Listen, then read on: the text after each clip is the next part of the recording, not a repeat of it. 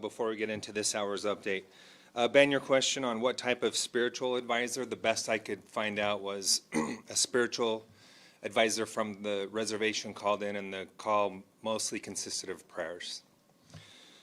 The number of run-throughs would be at least 7, including the one happening now.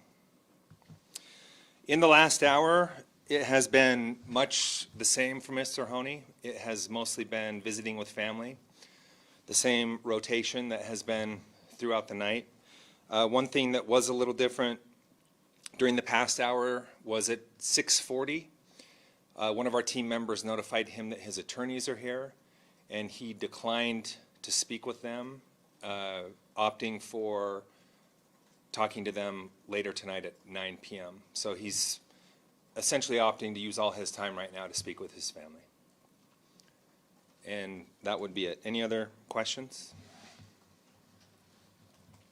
Can you talk about what does a run-through entail? Sure. So, and these have happened at different levels. Some have been more detailed than others. But they have essentially included going through the process from start to finish, obviously without the final step of pushing the drugs. We have even, in many of them, had one of our team members from UDC volunteer, who is about the equivalent in height and size to Mr. Honie, volunteer to go through the process, practicing many different scenarios, resistance and complying.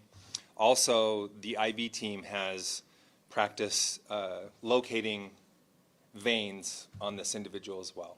So they've actually stuck an IV in his arm as practice? I don't know about the full IV, but at least needles, yes. What time will he be let into the room? So he will, at 9 p.m., family visits will stop. That's when he'll begin to meet with his attorneys. And he could potentially meet with attorneys or clergy from 9 until 10. He has not made any requests for any clergy or religious visits during that time. From 10 to 12, there will be no visits. And I can't give the exact time, but in between 11:30 and midnight, he will be moved into the death chamber. Does he walk of his own free will into the death chamber, or how does that work? So what we call a tie-up team will escort him.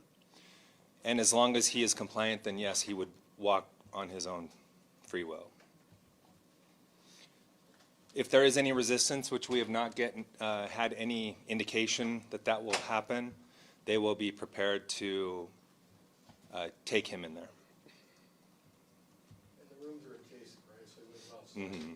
Correct. Made any request, like when my friends outside or anything like that? He is not. As it gets closer to 9 o'clock, has there been any change in demeanor and spirits? Anything different from how you described before as gracious? So in the last hour, it was the same. Mm-hmm. You might have shared this the last briefing, but can you describe the mental health checks? What does that entail? Sure.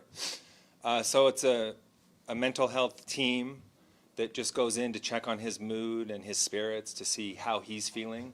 And there have been no indications or anything that has caught any attention for concern there.